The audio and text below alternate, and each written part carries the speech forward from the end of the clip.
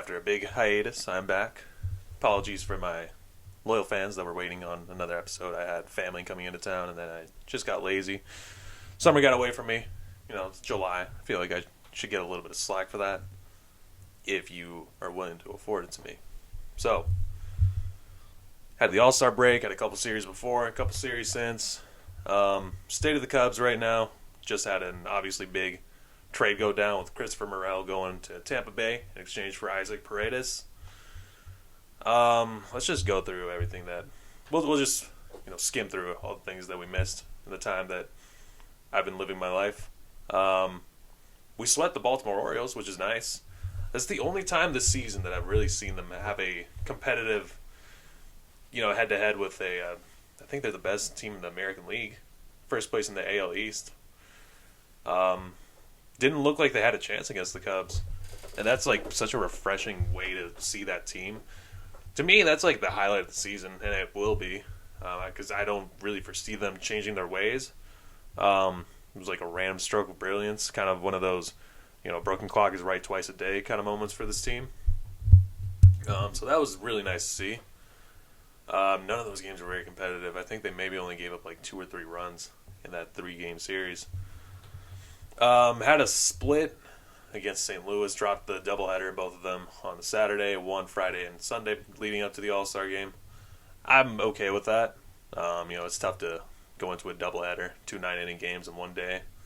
It's tough to do. You would love to see them win both, but we know exactly what this team is. For them just to split against a division rival, I'm cool with that.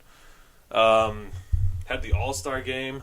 Teoscar Hernandez won the home run derby, which I don't think anybody really cares about anymore. Ever since we made it very clear that we do not care about the power numbers, we do not care about people using steroids, or rather we care too much about it. It's kind of just gotten kind of boring. The format's a little weird. And the national anthem was probably the biggest thing that came out of that. To me, this is a hot take right here. That girl, and let me look up her name. She is, to a lot of people, the new WOAT for national anthems. There's been a lot of bad ones. But to me, that's like, if she was actually, in fact, under the influence of alcohol, that's totally fine. It happens. She owned up to it. It could have just, been a cover-up to try to explain what happened. Ingrid Andress. To me, nothing will ever top Fergie at the 2017 All-Star Game. That was incredible. To me, that's still my vote. So, I understand a lot of people think otherwise. That's totally fine. You're entitled to your stupid opinion. But mine is that Fergie will never be topped for being a terrible national anthem. All-Star Game. I think the American League also continued their streak of dominance. I was excited to see Shota pitch a clean inning. That's really all I cared about, just to make sure that he puts a good name for himself out there and makes the Cubs look good, even if they don't deserve to have anybody out there looking good for them. So that was encouraging and nice to see for our guy Mike and Managa. Dropped 1-2 against the Diamondbacks, 1-2 against the Brewers, and this past weekend series we won 2-1 against the Kansas City Royals in Kansas City. So another one of those series where it's interesting to see the Cubs playing in that stadium, because we don't really see that very frequently. So total, since I've been gone, since I haven't made an episode, the Cubs have gone 9-7, so can't really be too upset about it. They're gaining a little bit of ground in the awful start that they had. The Cubs have always been more of a last 2 months of the season kind of team, so we'll see. Currently, as it stands, we're 10 games behind Milwaukee in the division. Starting to get a little late, so I think it would be wise to maybe shift our focus to the wild card, which we're only 5 games behind the last spot. Throughout the stretch, the one thing that I've noticed that Craig Counsell has been absolutely right on is that the biggest cheat code to having a timely home run, a good home run that really puts them in a good position to win, is pinch hitting Patrick Wisdom. I don't know what it is. I don't know why he can't just start and play that productively always. But to have him come in off the bench as a pinch hitter, and he hit that grand slam the other day, and he's been having other clutch hits coming off the bench. I think that's a good weapon to have in your arsenal. I don't know what his contract situation is like. Hopefully he sticks around for the Cubs for a little while. He's been kind of a staple ever since we traded away our 3 big pieces, which I think today is the 3-year anniversary of. Weird day in Chicago, as I remember. I was out in Logan Square. The sentiment was super weird. But 3 years later, we've realized that the Cubs have been absolutely right about that, since those guys have not been productive. But I digress. Patrick Wisdom, it's nice to have a familiar face in the clubhouse, and nice to see him go back to being kind of productive. So, pitching has been continuously stellar. That Baltimore sweep was really the highlight. I don't really see them going back to that form. So, moving forward, like I said, we're probably just going to shift our focus to the wild card. I don't know what other kind of moves Jed Hoyer really has in mind. Getting that third baseman Paredes from Tampa Bay will be interesting to see. I think there's a lot more team control with him over the next 4 years or so. I think Chris Morel was due for whatever payday he really deserves coming up next year. An exciting guy. Always remember his walk-off against the White Sox. He always brought a charisma to the team. Spark of energy, kind of how Javi Baez was back in those days. So I wish him well. Looks like this Isaac Paredes guy has a 3.0 WAR, which is nice to see compared to Morel's .6. Looks like we're getting an all-star. We also traded away 2 prospects, which, prospects are, we can do without it. It's nice to have a finished MLB product coming into town. So we'll see how that meshes. Cubs, as they stand, are 51-56. 5 games behind the last wild card spot. Looking at those teams that are ahead of us in the race, I'm not really sure if we're better than them necessarily. We got St. Louis ahead of us. I think Arizona, who we've shown that we can't beat in a series. I don't know.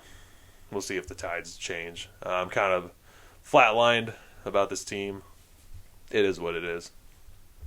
That's really all that I have. They got a series in Cincinnati starting today, and I can't remember who they're playing this weekend, but we'll check back in on the Chicago Cubs next week. Other news around the league, the Chicago White Sox have reached 80 losses already. It's not even August. Currently 27-81. Obviously, I don't like the White Sox, but I hate to see them like this. It sucks, man. I'd love to know what the get-in price is for the White Sox games. Let me look that up real quick. The White Sox, and this is coming from a Cubs fan, going to those games is pretty fun. To say something nice about the White Sox. That stadium's all right. They have better food than Wrigley. More accessible parking lot. Easy to get in and out of. Let's see, you can see the White Sox play the Royals today for $5. $3 on Wednesday. Honestly, that's not bad. I don't know why people don't go to that more often. The food is reasonable. So, I'm throwing a bone to our brothers on the south side.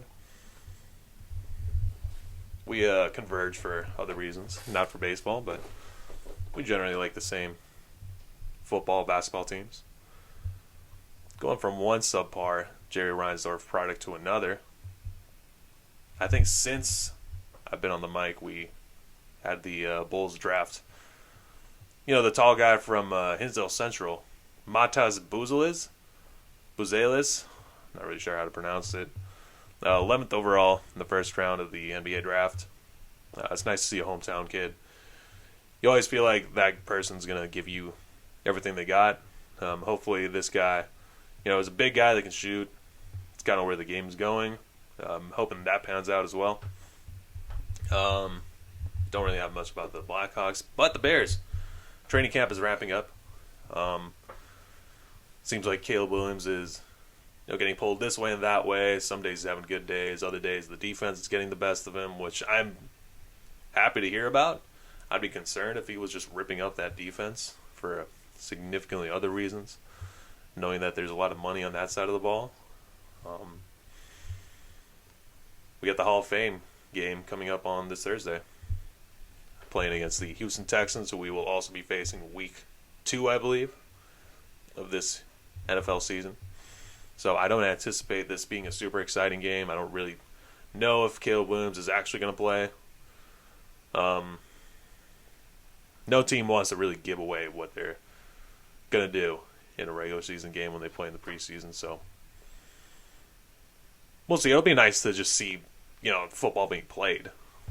What I'm most interested in is seeing how the O-line is actually going to be formed, knowing that Nate Davis, I believe, right guard, he's been injured. Coach Eberflus kind of threw it out there the other day that the best ability is availability. Kind of taking a dig at him for not, being more available for the team. So we'll see how Brian Bates gets moved to a guard position. I think that Shelton guy is playing center. I think that's the iffiest position group. I feel like the Bears have everything else kind of figured out. And they at least know who's going to be where. I'm excited to see how the defensive line is playing also. I know people were saying that Austin Booker guy out of Kansas was a steal later on in the draft when the Bears traded back in to get him. So hoping to see like an impact in his rookie season. I've heard a lot of encouraging things about Gervon Dexter, our draft pick from last year. I believe he went to Florida. He's gotten slimmer. He's been really taking care of himself.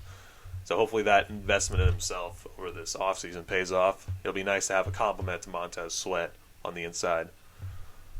So exciting things for the Bears. Obviously there's a lot on the offensive side. I'm excited to see how Rome Odunze fits in amongst the good-looking receiver core.